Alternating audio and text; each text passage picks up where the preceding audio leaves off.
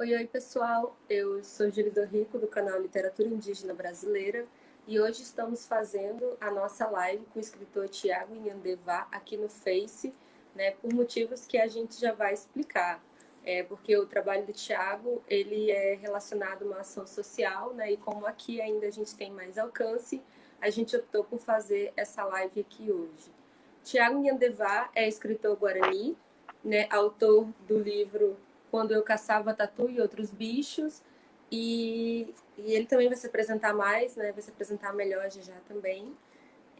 Tiago é formado em pedagogia pela USP, mas também formado. Peraí, rapidinho. Tiago é formado em pedagogia intercultural pela USP, né? E na pedagogia convencional também pela o Bauru, São Paulo, onde ele também tem uma especialização em antropologia. E atualmente faz mestrado em antropologia social pela USP e também é professor da educação escolar indígena, onde atua atualmente como coordenador pedagógico. Tiago, muito obrigada. Ah, esqueci, né? Também acabou de receber um prêmio do Instituto UCA com a Livraria Maracá, que ele ficou em segundo lugar no concurso Nhengatu Fala Bonita. Tiago, muito obrigada por ter aceitado o convite para vir aqui conversar um pouco conosco. Muito obrigada pelo seu tempo também, pela sua atuação na literatura, e é um prazer poder te receber aqui no canal.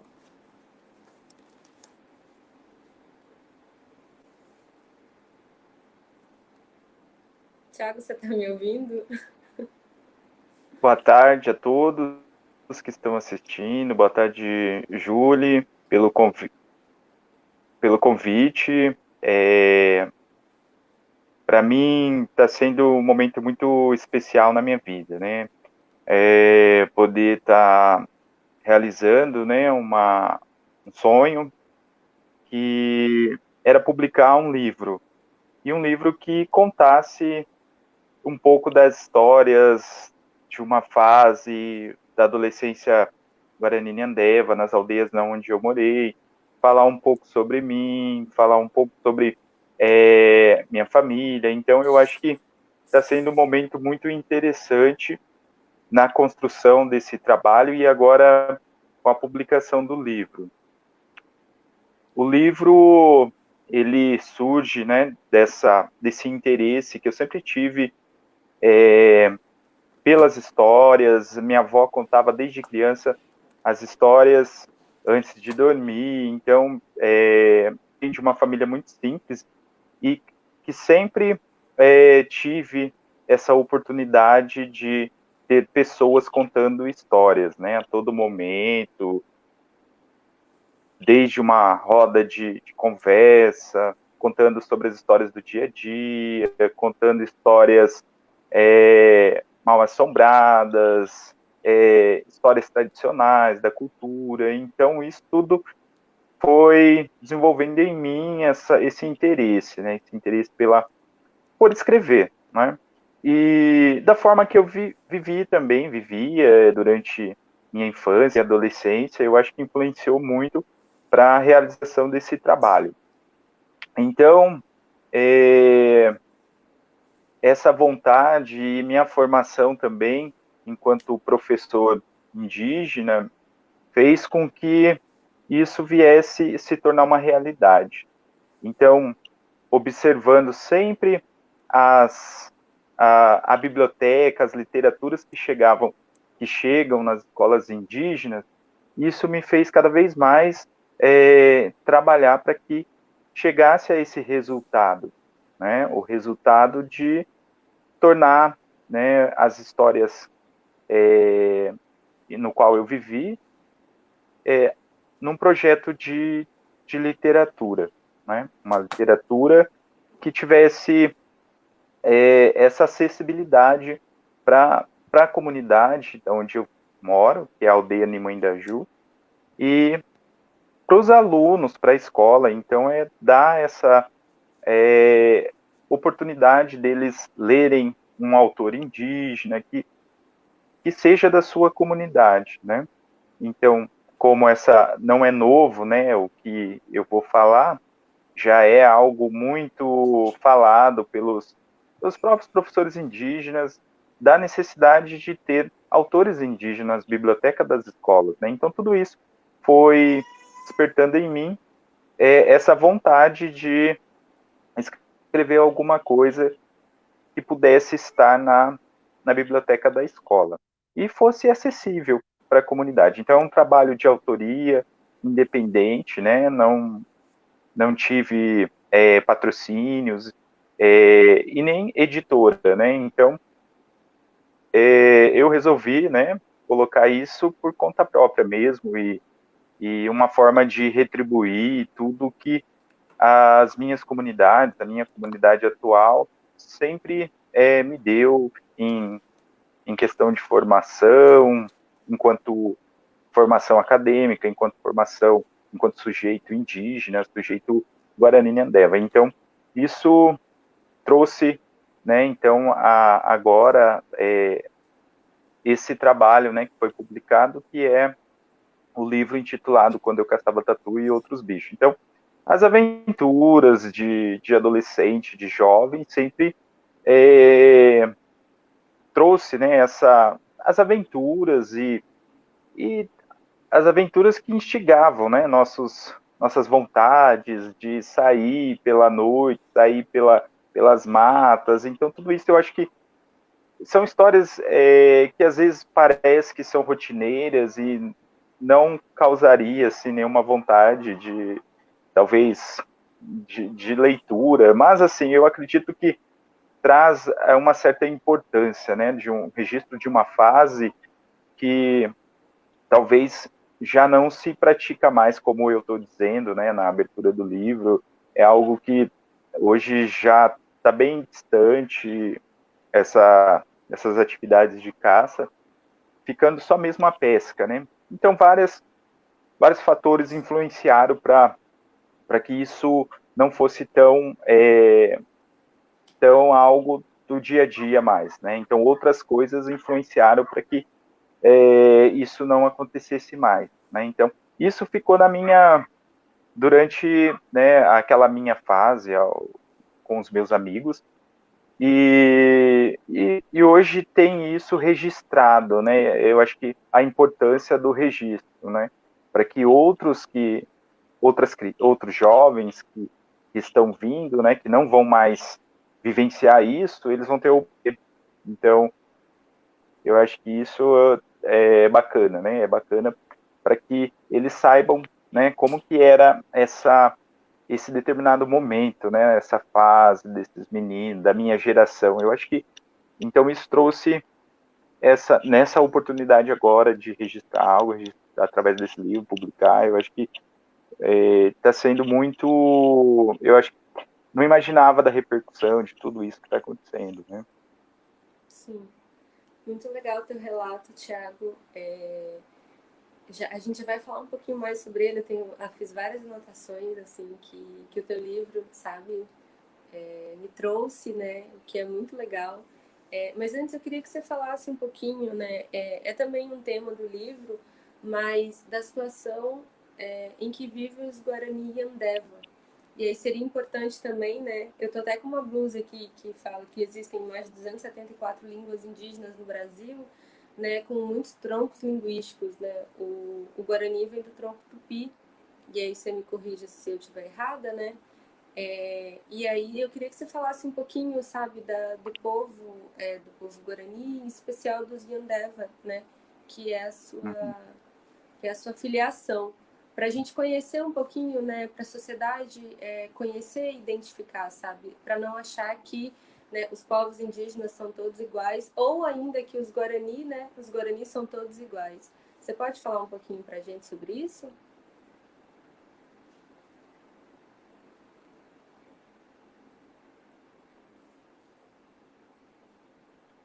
Sim, a, os Guarani-Nhandeva, como, né, na área da antropologia, das pesquisas, né, que registraram esse grupo, principalmente dois antropólogos mais renomados que tiveram assim, um contato muito grande e puderam registrar, né, a literatura, através da literatura antropológica, esse grupo, né? Então, nós somos originais do Mato Grosso do Sul, da região de Iguatemi, e nós começamos uma migração, meus antepassados, em meados do século XIX. Então, eles começam essa migração, esse movimento em busca da terra sem mal, né? O Rio Maranhão. Então, eles saem da região de Iguatemi, no Mato Grosso do Sul, em meados do século XIX, e aqui na reserva de Araribá, eles chegam em 1900, no final de 1800. E aí, nessa região, eles se estabelecem, né? E outras regiões também do estado de São Paulo, como a região de Itaporanga, Barão de Antonina, outros continuam para o litoral paulista, outros ao norte do Paraná, no qual na onde eu nasci, né, numa aldeia no norte do Paraná, que chama Aldeia Indígena Laranjinha. Então, mas antes disso, meus bisavós, eles já eram aqui da terra indígena de Araribá, e durante um certo tempo eles vão, né, para o norte do Paraná. E da onde que eles passam um período, e aí surge minha mãe, e aí depois eu venho a nascer lá, né, nessa aldeia, e depois retorno para Nimandaju. Só não retornei ainda para o local de origem, né, o ponto de partida. Mas os Nhandeva, eles estão distribuídos, né, no sul do Mato Grosso, eles estão aqui no centro-oeste paulista, onde tem duas aldeias, né, Guarani e Nhandeva, também no sudoeste do estado de São Paulo, que são 3 aldeias na região de Barão de Antonina e Itaporanga, a aldeia Caruguá, a aldeia Piauí e a aldeia Tecoaporã. Então, as 3 aldeias dessa região que eu falei, do sudoeste de São Paulo, eles eram aqui da terra indígena de Araribá. E por razões,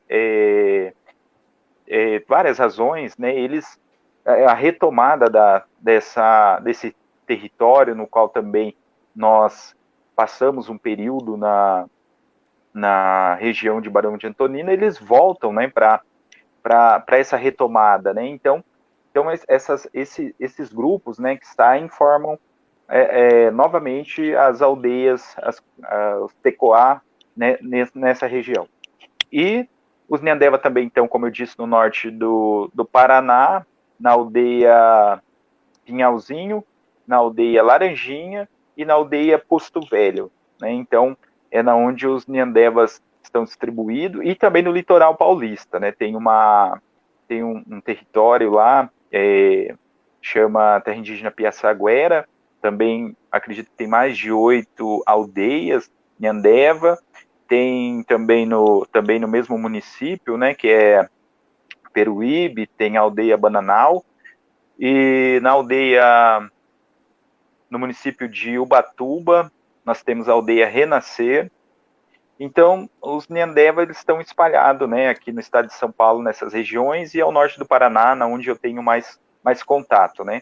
Com os Guarani Nhandeva do Mato Grosso, há muito tempo a gente não teve mais contato, né, desde o momento do movimento, né, do movimento em busca da terra sem mal, nós não perdemos, né, esse contato, e então não retornamos mais, né, para esse lugar, e fixamos então nesses 2 estados, né, esses grupos que saem em início do século XIX, meados eu digo que é o grupo no qual eu pertenço, né, que na literatura antropológica, como eu disse, do Nimandaju, do Curtin Nimandaju, do Schaden, então eles trazem, né, essas informações, né, e os nossos antepassados também contavam, né, dessa dessa migração, né, desse movimento em busca da terra sem mato. Tiago, vou falar aqui para o pessoal por que a gente veio para o Face, então, né? Porque aqui a gente tem um alcance maior e também para estimular, talvez, a partir do interesse do pessoal, a compra do livro, né? Que tem esse intuito social que você está promovendo, de uma causa por outra causa, onde você está vendendo seu livro, né? Que você acabou de falar, que foi uma produção independente, para arrecadar dinheiro e enfrentar, né, ajudar no enfrentamento da Covid-19 durante a pandemia. Então, você pode falar para o pessoal onde eles podem encontrar o livro, esse daqui, tá, gente? A gente já postou nas redes, né, também. Postou nas redes o exemplar. E você pode falar, assim, então, um pouco desse projeto, né, que você está fazendo na sua comunidade e onde que as pessoas podem encontrar para comprar?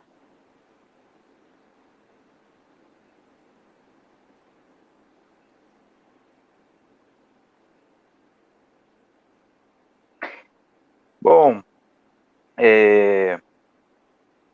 o momento que nós estamos vivendo, que é um momento fora do habitual, né, é um momento dramático para toda a população mundial, que essa pandemia nos pegou, né, de certa forma de surpresa, e isso trouxe, né, muitos impactos para a sociedade como um todo e para as sociedades indígenas, né?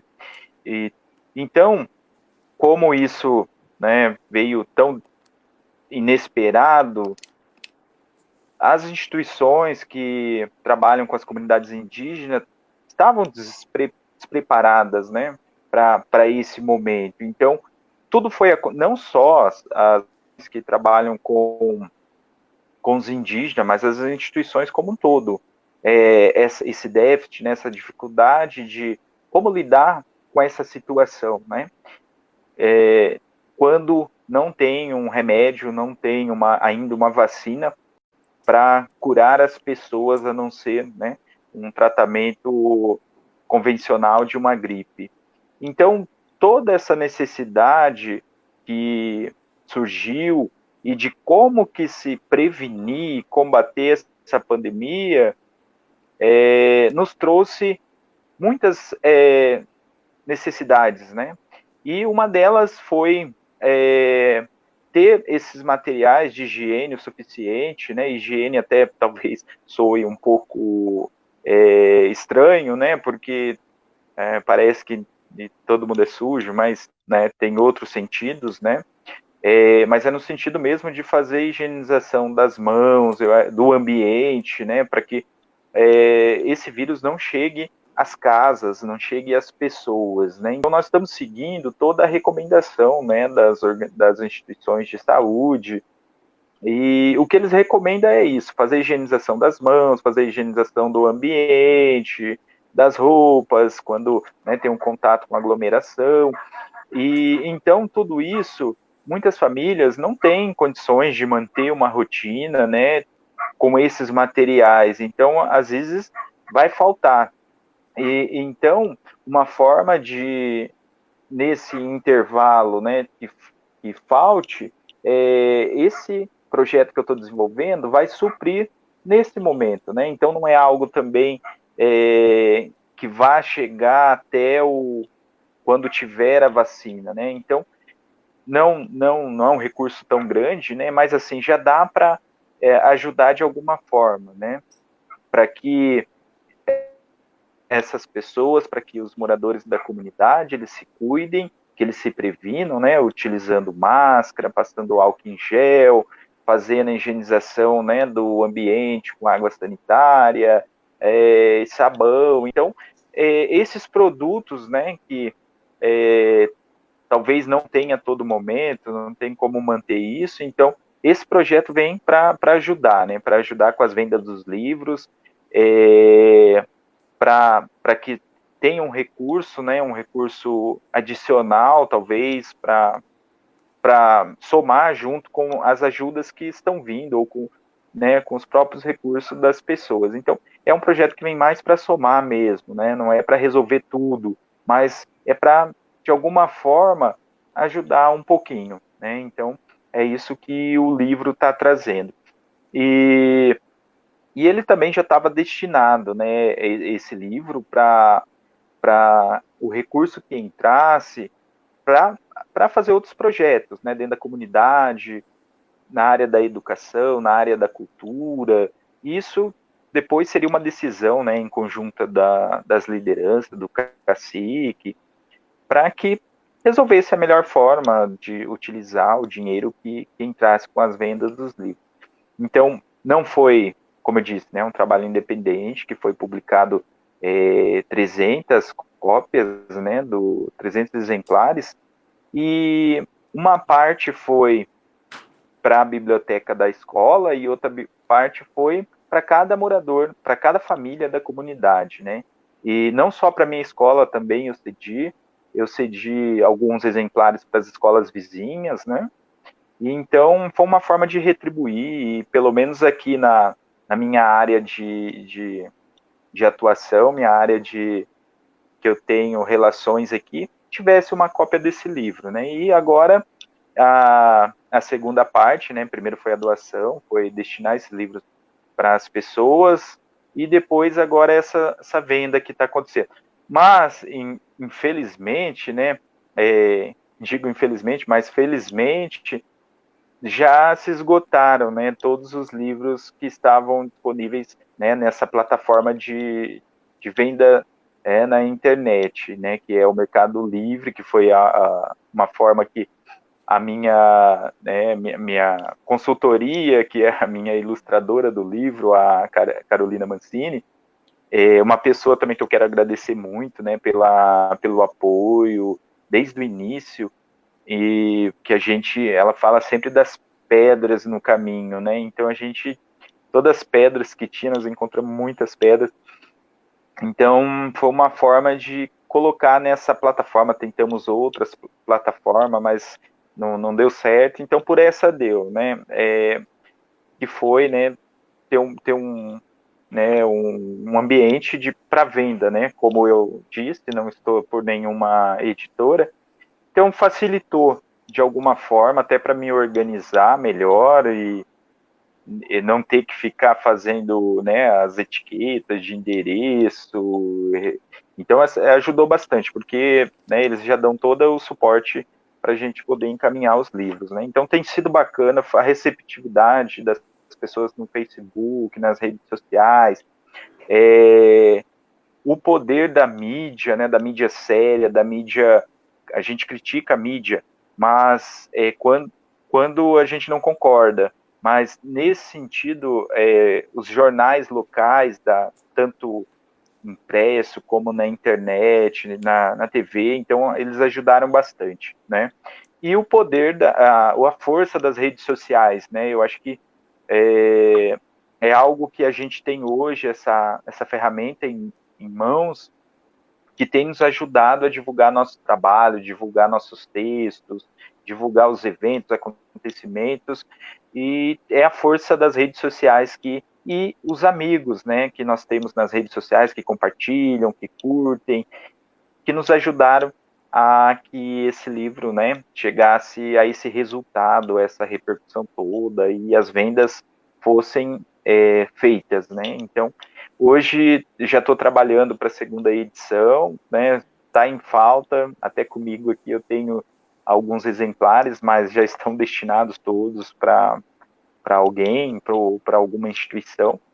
E agora estou aguardando para fazer a entrega da segunda etapa, né, dos kits, que será agora no mês de setembro, e para a comunidade, e também uma parte em dinheiro, né, um recurso que eu vou destinar em mãos, né, para a liderança da aldeia, para o cacique, para eles investirem na nossa comunidade, investir na barreira sanitária, que nós temos uma barreira sanitária também, tem alguém lá, um pai de família, que está cuidando, né, da segurança, está monitorando o acesso, tanto saídas dos indígenas, quanto entradas de pessoas não indígenas. Então, esse recurso que está entrando vai ajudar, né, nesse momento de alguma forma. Não é muito, mas já ameniza um pouco a situação que nós estamos vivendo tão dramática, né, que é essa pandemia. Obrigada, Tiago. Muito bom saber que essa primeira leva também, né, já foi, que está vindo uma outra aí, né, e já convidando o pessoal para fazer essa adesão desse teu livro, quando estiver disponível. E aí, Tiago, agora a gente entra na nossa segunda parte dessa live, que é saber um pouquinho da tua relação com a literatura indígena e também saber, né, da relação da tua comunidade com a literatura indígena. Então, se tem alguém que ainda não pôde acompanhar as nossas conversas anteriores, eu vou fazer um panorama muito rápido, tá? Muito sintético da literatura indígena brasileira no país. A literatura indígena brasileira, ela surge desde a década de 1990 em duas vertentes, né? Na vertente coletiva, onde há uma produção, né, de livros didático-pedagógicos voltados para a formação, né, do professor e do estudante indígena, fica mais circunscrita, no caso, ao contexto de aldeia mesmo. Né? Então, tem uma intenção também de fortalecer e revitalizar a língua, a cultura, né, os saberes tradicionais no formato do livro, sem circulação editorial. E aí entraria a segunda vertente, que é a vertente da literatura de autoria individual, indígena também, a partir da década de 90, onde os sujeitos jovens, intelectuais indígenas, veem ali uma porta, uma condição de possibilidade para dialogar com a sociedade nacional, né, sobre as culturas indígenas. Porque, embora esse material que surge na autoria coletiva seja muito bom, né, e atenda aos objetivos, sabe, com que se destinava, né, ela não tem uma circulação na sociedade. E aí esse conteúdo esse contexto de aldeia fica muito restrito à aldeia, sem diálogo com a sociedade, e acaba, né, criando uma lacuna, um hiato talvez, né, uma distância mesmo entre povos indígenas e sociedade dominante. E um lugar também, né, onde floresciam, no caso, floresciam não, se reforçavam estereótipos sobre os povos indígenas. Então, qualquer deslocamento da aldeia para o contexto urbano, né, era uma chuva de racismo, preconceito e ignorância, tal como a gente vê hoje ainda, né, Tiago? Isso, né, não foi superado na mentalidade da cultura nacional. E aí cito aqui alguns autores, né, para quem quer pesquisar, que são pioneiros, né, nessa literatura indígena, em caráter individual. Daniel Munduruku, Eliane Potiguara, Marcos Terena, Olívio Jecupé, que também é Guarani, né, e outros, né, que depois assim foram dando continuidade a essa luta de tentar, dentro da sociedade dominante, desmistificar essa imagem preconceituosa, né, dos sujeitos indígenas, dos sujeitos, povos, tradições, modos de vida. Isso que você falou também da imagem da sujeira, né, que é um estigma lançado sobre os indígenas. A gente vai falar de higienização, já tem que explicar, né, todo o contexto.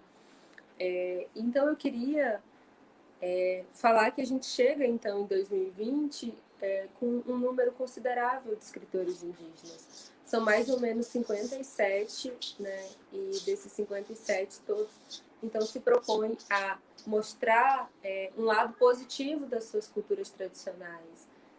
Mostra também a contemporaneidade, né, dos quais os sujeitos indígenas estão inseridos. Então, eu acho que tua obra traz muito isso também, né, de valorizar os aspectos positivos das caçadas, das brincadeiras, do viver em aldeia, né, traz vocábulos da língua materna, né, de uma forma positiva, assim, que está ali também educando a sociedade dominante sobre a cultura Guarani Nhandevá. E aí, com essa intenção, então, né, de fazer uma luta antirracista mesmo, né, de fortalecer a literatura indígena dentro das aldeias. também da sociedade dominante. Você fala para nós um pouco como que foi a sua relação com a literatura? Você já falou um pouquinho, né? Sobre sempre gostar de ler, escrever, ouvir as histórias também. Mas como tem também, como seu livro tem, né, trazido talvez uma outra faceta para a educação escolar indígena, que é por meio da literatura, né? Ou se já havia um trabalho de base antes, né, que reforçava a literatura indígena, se esses autores, né, que eu te falei, assim, são conhecidos dentro do contexto da educação escolar indígena. Essa é a minha pergunta.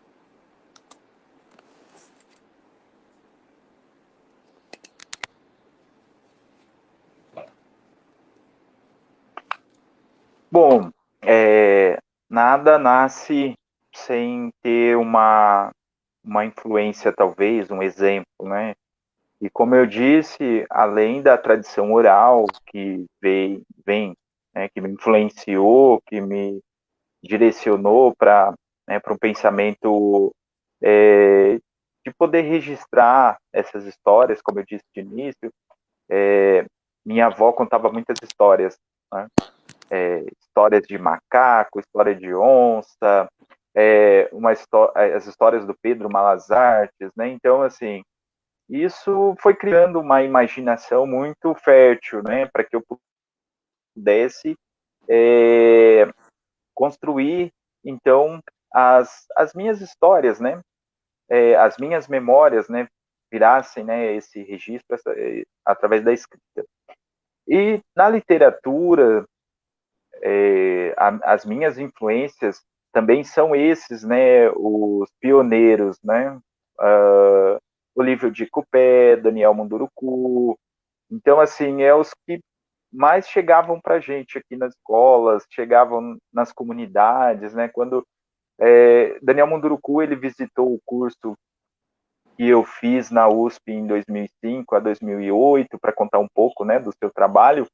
Então, a partir dali, né, ouvindo Daniel e depois através dos seus livros, eu acho que isso despertou, né, um interesse por escrever também, ver que o indígena, ele também tem capacidade de colocar em prática, colocar suas histórias, seus pensamentos, suas formas de ver o mundo, suas cosmovisões, suas tradições, registrar numa literatura, né? Registrar através, né, de uma escrita. Nós que somos taxados, né, durante um certo tempo de povos ágrafos, né, que povos que não tinham escrita, mas isso do ponto de vista, né, do colonizador, do ponto de vista europeu, né? Então esses autores indígenas, né, os principais expoentes, né, os pioneiros, eles trouxeram, né, nos mostraram que nós éramos capazes também de seguir por esse caminho da literatura indígena. Então, os mais assim que me despertaram essa vontade foram esses dois, né? Depois com o decorrer do tempo, foram surgindo, eu fui tendo contato, né, com outros que foram surgindo também, né, aí já nos anos 2000, mas assim, de início que a literatura que eu tive contato são as literatura de cunho de legislação, acadêmicas, né? Então, assim, da literatura mesmo, né, nesse sentido de contar histórias, né, tradicionais, foram com esses dois autores. E agora, recentemente, né, que eu fui conhecendo outros autores, e principalmente as autoras indígenas, né, como você, a Aurita Tabajara, Eliana Potiguara, Eliana Potiguara, a Márcia Cambeba. Então, assim, são as autoras indígenas, eu não tinha conhecimento, né, das autoras indígenas, mas os homens mesmo, né, mas não é por escolha, né, de falar, não, eu prefiro os homens e as mulheres, é por não conhecer mesmo, né. Na minha escola, infelizmente, e acredito que muitas escolas indígenas não têm as autoras indígenas ainda, né, não tem vocês, e nem além do Olívio de Cupé e do Daniel, dificilmente você encontra os outros autores homens indígenas. Então, assim, há um déficit muito grande, né? Mas, assim, a minha base, minha formação vem daí, da oralidade, da tradição oral, da minha avó, né, enquanto é, as histórias tradicionais, e depois, na literatura indígena, né, começam com esses dois autores, né, esses dois personagens, que são personagens, né, eles trazem aí uma marca, né, uma simbologia muito grande, né, quando eles trazem em seus nomes nome indígena, o nome da sua etnia. Então isso me fez despertar também. Olha, como que eu vou me apresentar, né? Eu acho que trazendo o nome da etnia, eu achei muito isso significativo, né? Uma forma de fazer com que sua etnia se torne reconhecida, né? Que as pessoas conheçam, né? Passam a conhecer através desse pseudonome, né? Então, trazendo a sua etnia. Então, então foram minhas bases, né? Eu acredito que me alimentei dessas fontes para que pudesse chegar, né, nesse trabalho também. E como você disse, um outro objetivo é de mostrar a realidade contada por nós, né, de uma comunidade indígena, né? Então, que há muito tempo as histórias, né, elas foram de certa forma usurpadas, né, trazendo contextos generalizados de indígenas, né, de uma figura de um indígena valendo para todos, e como, né, você colocou, nós somos, né, uma diversidade de povos indígenas no Brasil, né, e com muitas línguas, muitas culturas, muitas formas de ver o mundo. Então, muito tempo isso marcou, né, todo o material produzido relacionado aos indígenas, né, tanto nos materiais didáticos que chegavam e chegam ainda, né, nas escolas, os paradidáticos, na ficção. Então ainda muito absurdo isso, né, as novelas retratando, né, os indígenas de uma forma que eu acho que é surreal, né?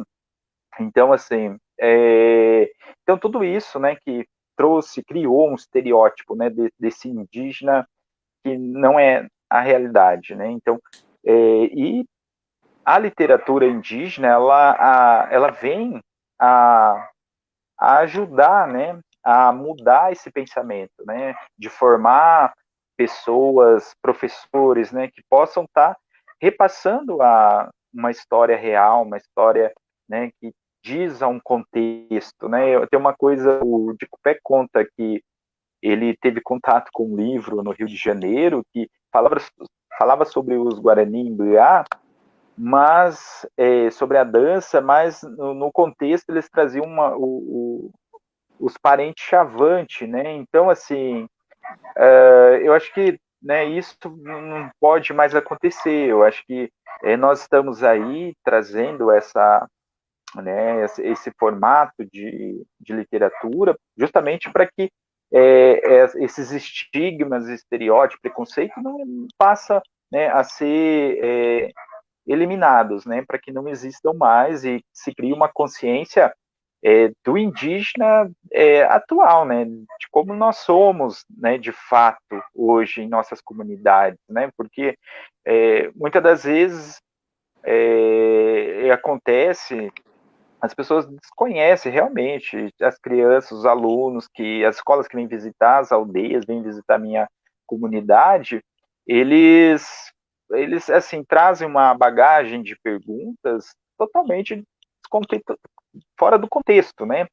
Perguntando, né, sobre nossas casas, se a gente mora em oca, é uma coisa muito, parece que, né, é difícil. E o indígena, se ele anda nu, então todas essas perguntas, né, que ainda persistem, né, e aí o nosso trabalho, nossa função é mudar esse pensamento, né, é mostrar que não, nós somos indígenas, apesar de a gente morar numa casa hoje de alvenaria, de vestir roupas como eles, né, da cidade.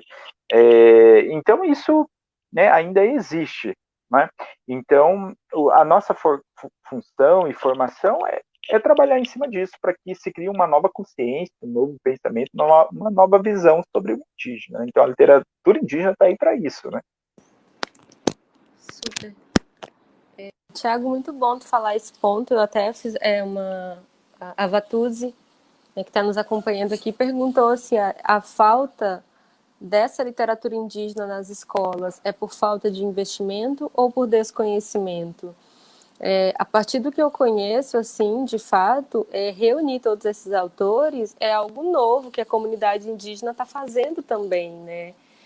Antes, às vezes, o aluno, o professor, ele sabia porque, às vezes, ele acabava encontrando no meio do caminho. E o que está acontecendo agora no movimento indígena dos jovens é poder juntar esse material, essas referências, né, para que, inclusive, os parentes possam conhecer. Né? Porque, às vezes, os parentes são do norte, ou são do centro-oeste, são do norte, no caso, mas estão muito concentrados, né, em grandes capitais, né? Ou às vezes acaba ficando assim circunscrito à sua própria região.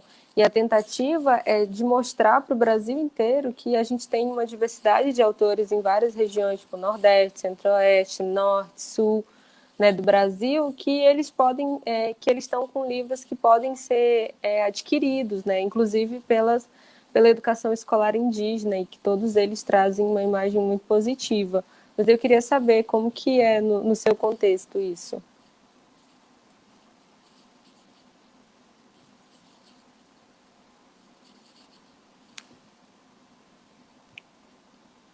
Olha, na pergunta aí da Vatuzzi, né, eu acho que ainda falta os indígenas tomar mais iniciativa, talvez, né, para que... Mas isso também demanda investimento, né? Eu acho que tem muitas ideias boas, tem muito material rico, né, para que possa se tornar um livro, se tornar aí uma história que vá para uma televisão, que vá para o teatro, para a música. Tem muito material, né? Tem muito conteúdo, tem muita gente boa ilustrando, desenhando, fazendo grafismo, cantando. Então, tem uma diversidade, uma gama muito grande, né? Que precisa, às vezes, assim, tomar coragem, né, da nossa parte também e colocar isso, buscar, né, eu acho que a gente saiu um pouquinho da nossa zona de conforto, mas assim, é muito difícil isso também, né, eu tô falando isso, mas eu comecei de algum lugar, né, tinha as ideias, tinha vontade, comecei a registrar isso, e no meio do caminho você, né, vai conversando, vai buscando informações, como que funciona isso, né? E então, na minha forma, no meu projeto, né, como eu disse, assim, foi com parcerias mesmo, né, encontrando pessoas dessa área né, do editorial, né, da ilustração. Então, eu me deparei com essas pessoas. Eu acabei dando sorte, né? Mas assim, ainda falta um investimento, né, em cima disso. Falta dar visibilidade para essa área, né? Ou às vezes assim nós somos boicotados. Essa é uma grande verdade, né? Eu acho que existe aí uma certa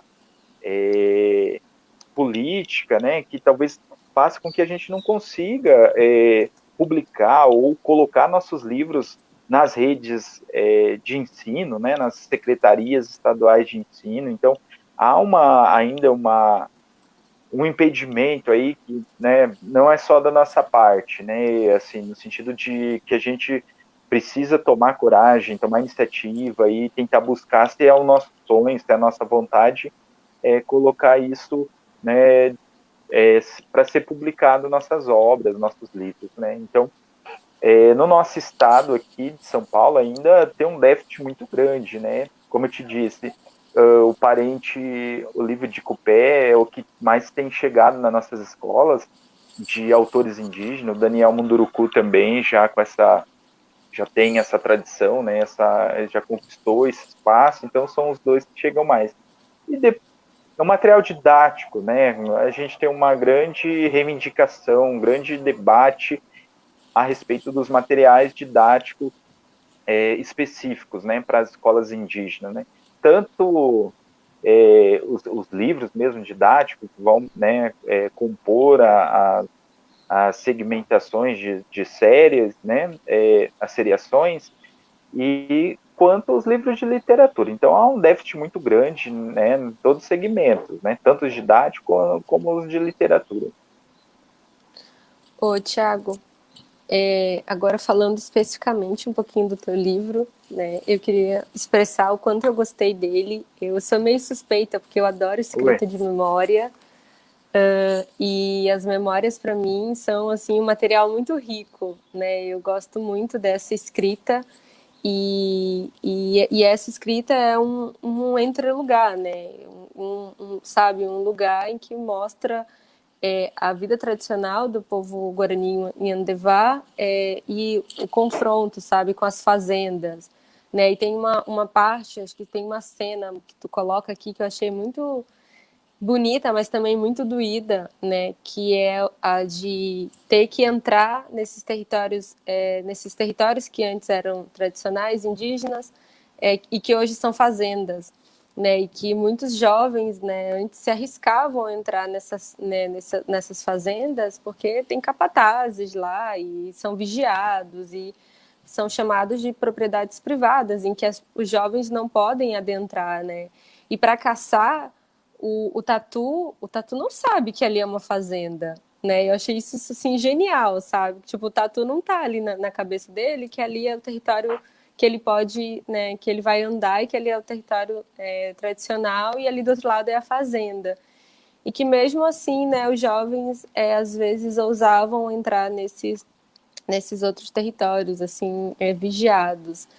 Esse foi um aspecto que me chamou muita atenção, né, de algumas que é um aspecto que eu não concordo, assim, né, de que essas fazendas acabam proibindo a entrada, né, dos indígenas, né, sob coerção, ameaças, né, e às vezes com crimes, inclusive, né, para tentar coar e, inclusive, expulsar os indígenas daqueles territórios que estão beirando as fazendas. Esse é um grande problema, né, agrário no Brasil, quando a gente sabe que a maioria dessas fazendas hoje antes eram territórios tradicionais. Esse aspecto eu achei assim muito importante. Outro aspecto assim que eu gostei muito da tua obra foi o fato de que, embora esses aspectos políticos, né, surjam, né, à tona, a maior parte do tom da obra é carregado de uma representação positiva da vida indígena, né? Então, assim, são momentos de ti enquanto... Eu tô supondo que é tu, né? Mas eu vou falar do narrador personagem aqui, tá? Que esse narrador personagem, garoto, vai caçar, vai pescar, né? Vai nas aventuras com os colegas. E tudo isso com uma impressão muito positiva de ser indígena, né?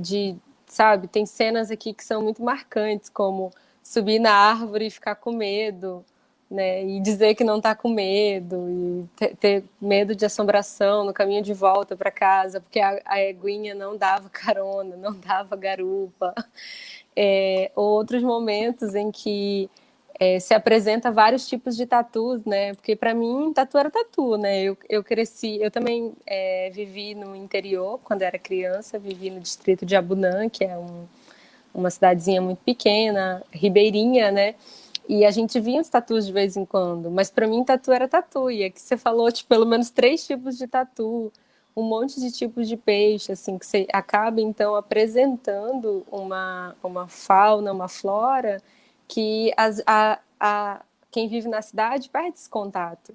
Né? Ele é o tatu. Né? Ou se não é estudante de biologia, que vai ter mais contato, né, com a floresta, né? Tudo muito igual, sabe?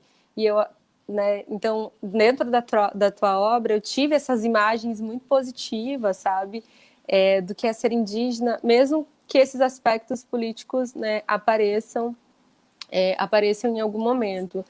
E a terceira característica que eu encontrei na tua obra, que eu gostei demais, foi o fato de tu trazer vocábulos em língua materna, né? Então, tem um glossário lá no final que explica, que mostra quais são esses, né, esses vocábulos, mas tem toda uma lógica aqui, sabe? Uma coesão interna que tu não precisa ir lá no glossário, você vai se acostumando a essas palavras, né? E é muito interessante o quão esses vocábulos em Guarani indicam, né, a possibilidade da coexistência de outras línguas no nosso território.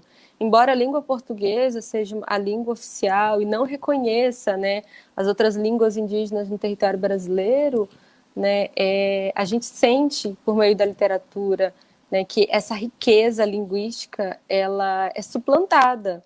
Ela sobrevive, ela resiste, mas ela é suplantada. E que se a gente tivesse acesso a ela, seria incrível.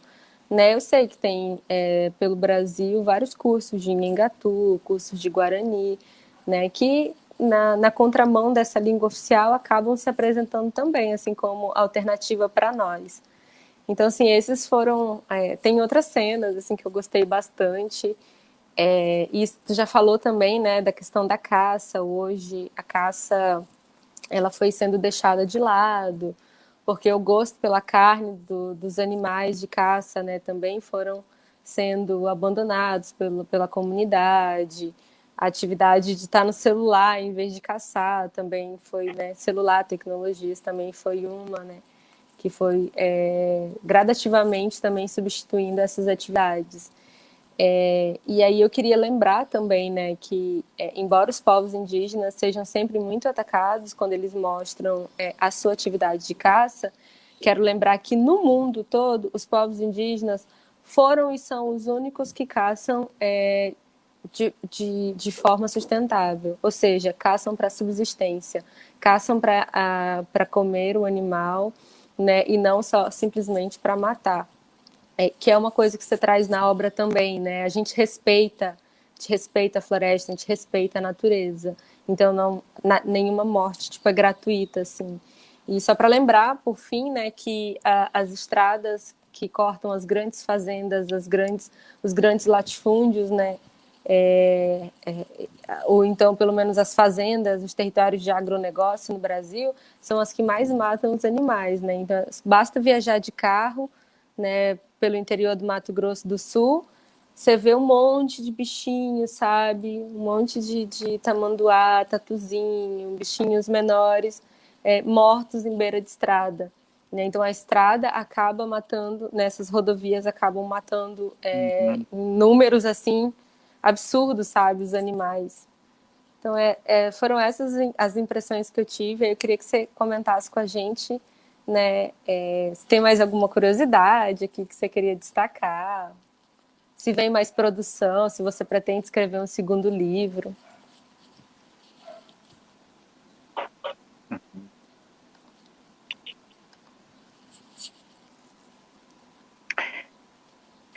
Bom, realmente o livro, as histórias, está para além de falar de caça de tatu e bichos, né? Eu aproveitei esse momento, essa arma, como o Olívio de Cupé coloca muito bem, né, que é a escrita que nós temos hoje, que as crianças indígenas, né, estão aprendendo a escrever e a ler também em outras línguas, e a língua portuguesa é a língua predominante em todo o território nacional. Nós temos uma diversidade de línguas indígenas, né, que assim não tem tanto espaço, não tem como estar divulgando. Então tem algumas iniciativas, né, inclusive nós temos um website com uma parceria com a Unicamp e a ONG Camuri, que tem nos ajudado, e a FUNAI também, né, que tem dado aqui eu falo especialmente das aldeias Nhandeva do estado de São Paulo, que vem realizando, algumas aldeias de Andeva, né, não todas também, que vem realizando esse trabalho de revitalização linguística, de estar levando a língua indígena para as plataformas digitais, para a internet, para sites, e também para os livros, né?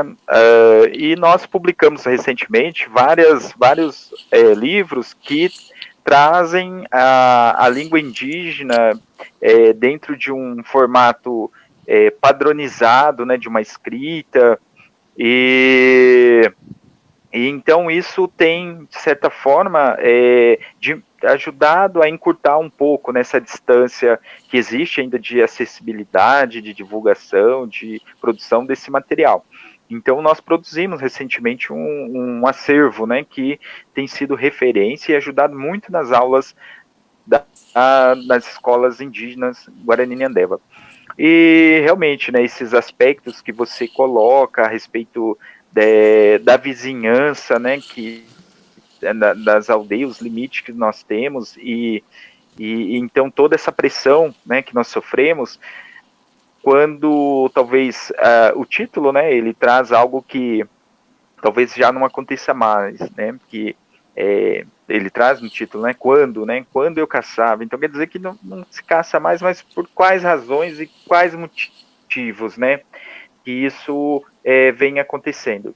E então, justamente, né, por essas razões, por esses motivos, né, que as fazendas cada vez mais próximas, mais fechadas, os rios, né, sendo destruídos, sendo jogado, né, resíduos de defensivos, né, nas produções agrícolas, como nas plantações aqui nós temos a monocultura da laranja, a monocultura do eucalipto.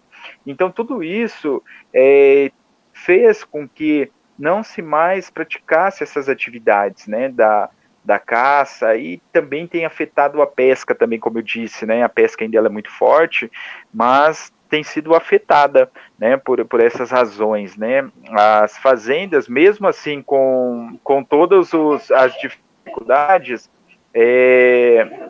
e, então isso, mesmo assim, fez com que a gente conseguisse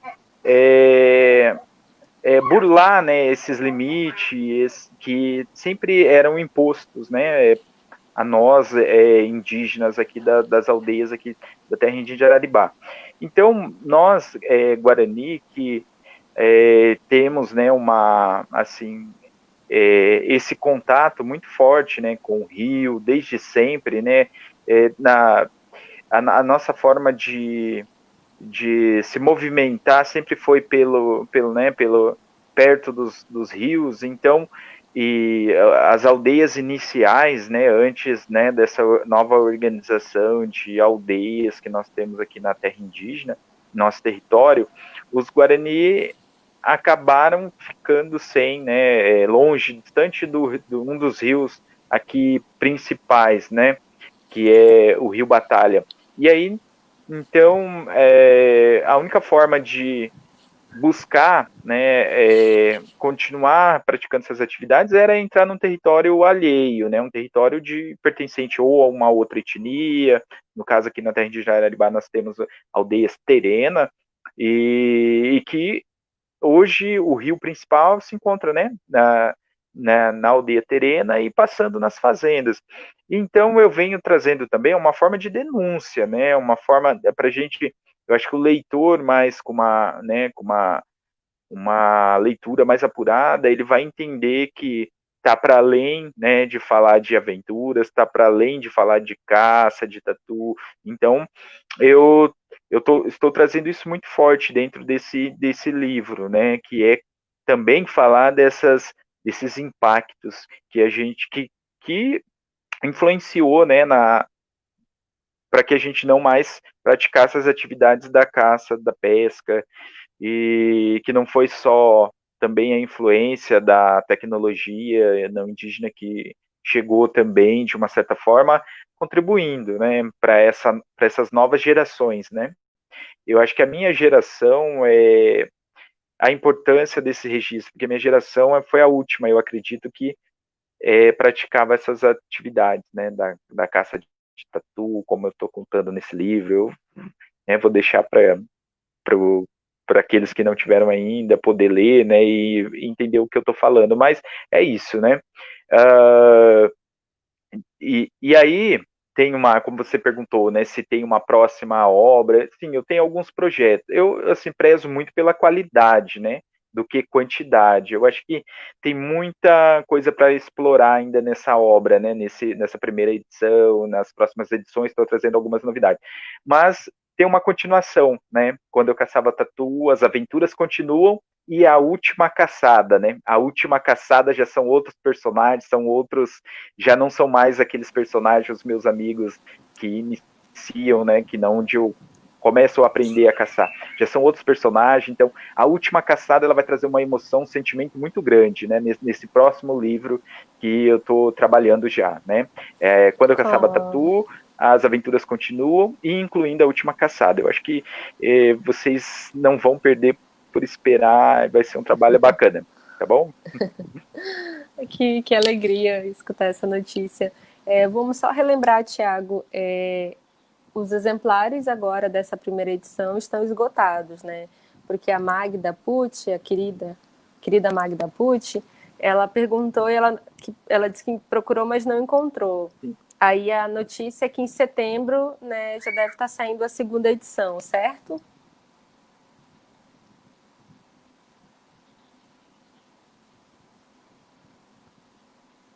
Certo.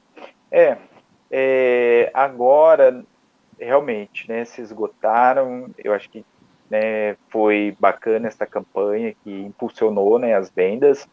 E eu acredito que se não fosse essa campanha, né, esse ano está tudo parado, né? A nossa intenção era divulgar isso nos eventos, tanto os eventos local, né, da comunidade, da região, ou se pudesse participar de outros eventos, seria, né, a forma de estar comercializando e divulgando, né, o trabalho. Mas como, né, a pandemia veio e impactou em tudo isso, a forma que nós encontramos foi de fazer a venda, né, pela internet, né? Então isso ajudou bastante a campanha e continua, né? Não digo que a campanha continua nesse viés, né, para ajudar no combate à Covid, mas quem sabe até lá a gente já passou por isso, né? Aí para a segunda edição, eu vou informar, né, quando vou divulgar isso nas redes sociais, quando já tiver impresso, né, publicado já a segunda edição. Então a campanha foi bacana, né, e ajudou e continua ajudando, né, que as pessoas sigam, né, sigam os autores indígenas, sigam as páginas, né, e as redes sociais de cada um para que acompanhe os trabalhos e as novidades que nós estamos trazendo, né, nesse âmbito da literatura indígena. Sim. Tiago, tem duas perguntas, né, que eu vou... Na verdade, uma pergunta para a gente já encerrar a nossa conversa, nossa live. A Maciel Iva pergunta como que é o trabalho pedagógico da escola indígena na formação do leitor, se as crianças têm uma boa relação com esse material e se existe um bom acervo, né? Só vou adiantar que o Tiago já respondeu a última pergunta, né, falando que esse material ainda é escasso, né, por desconhecimento e às vezes por falta de investimento também, mas que isso, né, agora parece que vai mudar também, até porque, né, enquanto escritor, você falou que está tendo contato com escritoras indígenas, outros escritores, né, de outros povos que publicam também, que tem. Então, né, seria mais para perguntar como que está sendo esse trabalho na escola, né, nessa formação do leitor. Agora que seu livro foi publicado, tipo, seu livro está indo para a sala de aula também, né, o que é uma coisa muito legal, e as crianças vão poder, então, ter contato com essa tradição que, às vezes, os jovens já não vivem mais, né. Fala um pouquinho para a gente dessa relação.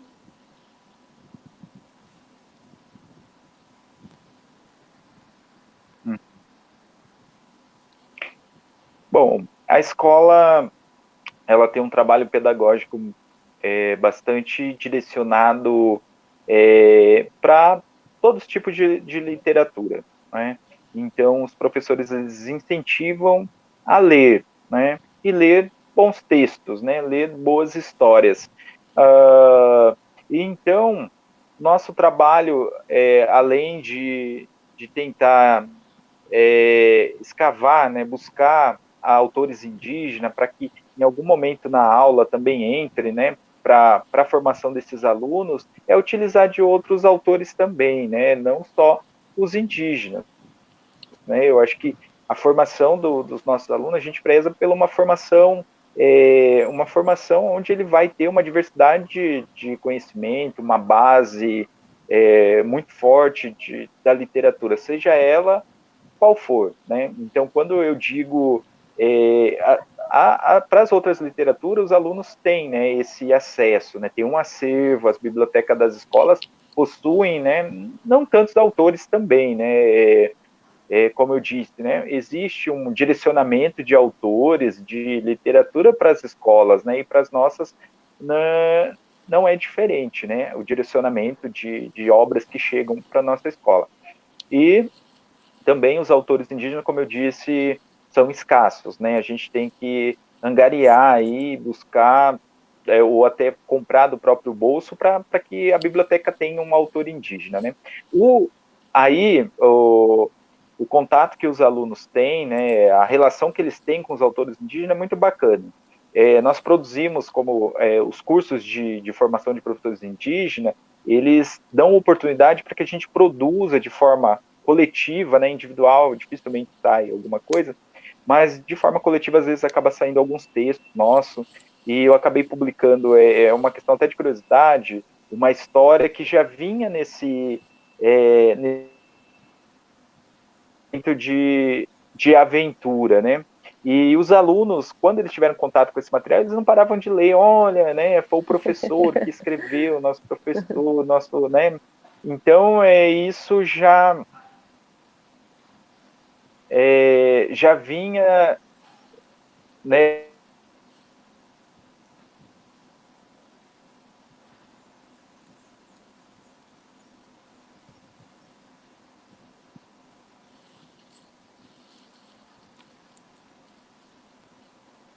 Acho que o Thiago, a internet do Thiago deu uma oscilada maior agora. Vamos ver se ele volta.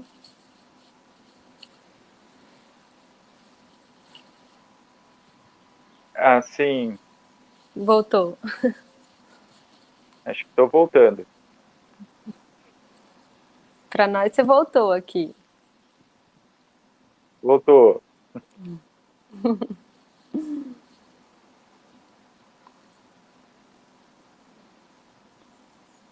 Voltei aí para vocês. Voltou, É, voltou a sim. Internet, realmente, né? Deve estar todo mundo usando a internet uma hora dessa, né? Hoje, Todo né? mundo em casa, Sim. então tá bom. Então, acho que você falava, Ainda né, mais, você falava de como você produzia o livro, né, e aí os alunos ficaram interessados. Isso dá um sinal também, né, de que eles querem ouvir mais essas histórias indígenas, né, essas histórias de aventuras indígenas também. Você acha que é isso?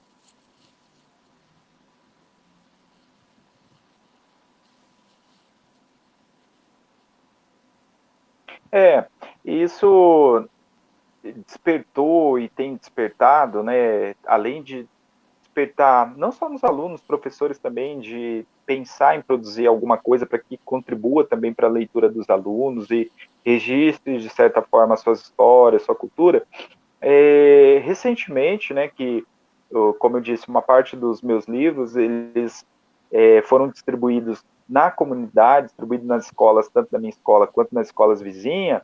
Eu já recebi, né, um comentário, né, de que já tem pessoas querendo escrever também, já tem Ah, alunos pensando em escrever livros, né? Então isso está tendo uma receptividade muito bacana, né, para que despertem neles o interesse também, né, pela escrita, por publicar um livro, né. Então é isso que, né, vem a somar, né, vem mostrar que os indígenas produzindo, eles são exemplos, né, para que desperte, né, nos outros indígenas, seja eles estudantes ou não estudantes, a possibilidade de escrever, né? A possibilidade de publicar um livro, uma obra. Super. Gente, então, antes da gente encerrar, eu gostaria de fazer um convite coletivo, né, para que todos possam conhecer, né, mais da literatura indígena e encontrar alguns canais que podem ajudar quem estiver interessado. Na Livraria Maracá, você encontra, né, a venda dos livros indígenas, é uma livraria especializada, então tem muitos títulos lá. Então, quem quer uma referência também pode encontrar na Livraria Maracá. Nós convidamos vocês a seguir o nosso canal Literatura Indígena Brasileira. Hoje, excepcionalmente, nós fizemos aqui no Facebook, mas as nossas lives têm sido, né, feitas lá numa tentativa de reunir um acervo audiovisual dos escritores indígenas, porque aqui no Face você compartilha, você posta mensagem e aí isso vai se perdendo, né? E a ideia lá do YouTube é que isso, então, fique registrado, um do ladinho do outro, sabe? Os parentes, um do ladinho do outro, para o educador que quer conhecer mais esse material. No Instagram também, nós convidamos vocês a conhecer mais escritoras indígenas por meio da página do Leia Mulheres Indígenas. Esse é o nosso endereço, né? Geralmente indicamos o Leia Mulheres Indígenas, o Leia Autores Indígenas e a página da Livraria Maracá. E aí, Júlia, mas onde que a gente pode encontrar todos esses escritores indígenas, né? Tem um trabalho muito bonito da Aline Franca, que ela fez uma espécie de Wikipedia, que é uma espécie de Wikilivros, né? Chamado Bibliografia das Publicações Indígenas no Brasil. É um site que fica disponível na internet e lá você encontra os escritores em caráter individual, né, classificados por povo. Então, quem são os escritores Guarani? Quem são os escritores Macuxi? Quem são os escritores Potiguara, Wapixana? Né? E os que a página já tem conhecimento já estão catalogados lá. Então, essa é uma dica ótima, né, para quem é educador e está procurando encontrar esses autores. E aí nós convidamos vocês a também nos seguir nas redes sociais, apoiar nosso trabalho, né? O meu Instagram pessoal é do Rico Julie, é o contrário, meu sobrenome primeiro. E eu acho que do Thiago é esse aqui, ó. Acertei, Thiago? Yandevá, _ Thiago?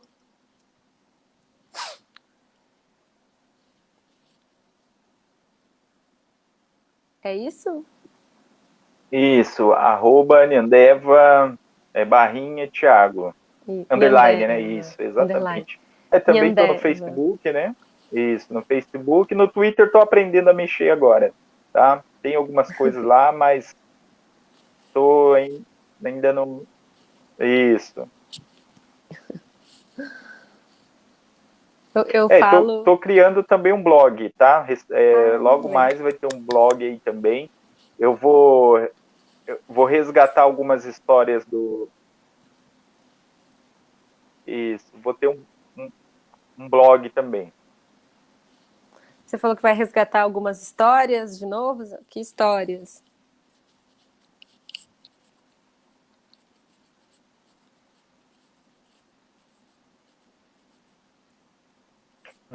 Que eu tenho levado para o Facebook, né?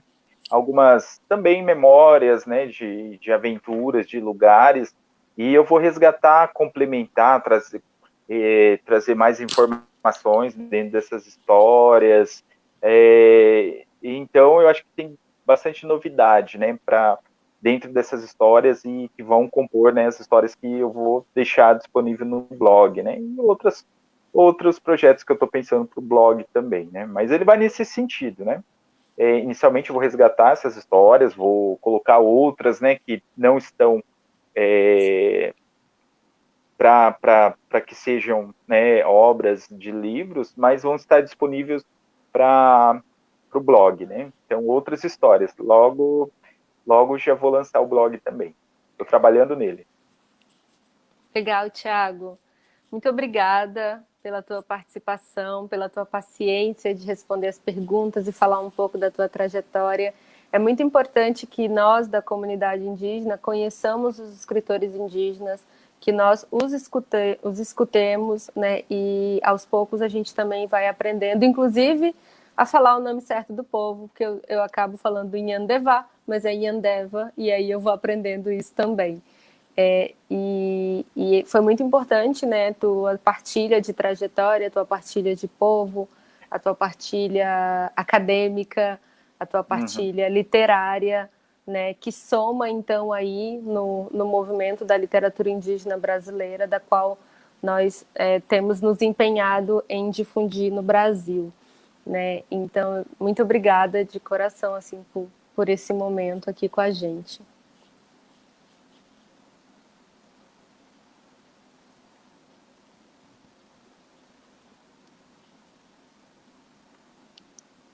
Eu agradeço pela oportunidade, Julie, e dizer, né, que as redes sociais hoje têm ajudado muito, né? Então, não está sendo diferente comigo, né? Eu acho que nós estamos tendo uma oportunidade que os pioneiros não tiveram, né? Como o Daniel Munduruku, Olívio de Cupé e os outros, né? Para que pudessem divulgar suas obras. Então, as redes sociais estão ajudando bastante. E os trabalhos, né? Como esse que você faz, e a Aline Franca e os demais, Daniel, hoje eu acho que, né? Então, assim, eu quero deixar um abraço especial para todos os autores indígenas, né? Daniel Munduruku, deixar um abraço para o Olívio de Cupé, Eliana Potiguara, a Aurita Tabajara, Júlio do Rico, e todos, né? Todos os autores indígenas, eu acho que Ailton Krenak, Edson Caiapó, Marcos Terena, todos eles, esses, né? Os nossos, são mais quase 60, né? Autores indígenas. Vou deixar um abraço muito especial e dizer que gostaria muito de poder encontrá-los, a gente poder conversar pessoalmente assim que essa pandemia passar. E deixar também a minha solidariedade com todos os brasileiros que estão passando por esse momento, e mais de 100 mil vítimas, né, que a pandemia fez. Então, a gente deixar a nossa solidariedade com todas as famílias e para que, né, tenham um pouco de conforto, né? Não está sendo fácil para ninguém. Então, meu agradecimento e poder falar aí do livro dessa. Tiago caiu bem na hora. Então, gente, obrigada por terem nos acompanhado. Quem puder curtir o canal no YouTube Literatura Indígena Brasileira e as outras páginas também, nós agradecemos. Uma boa noite a todos e a gente se vê.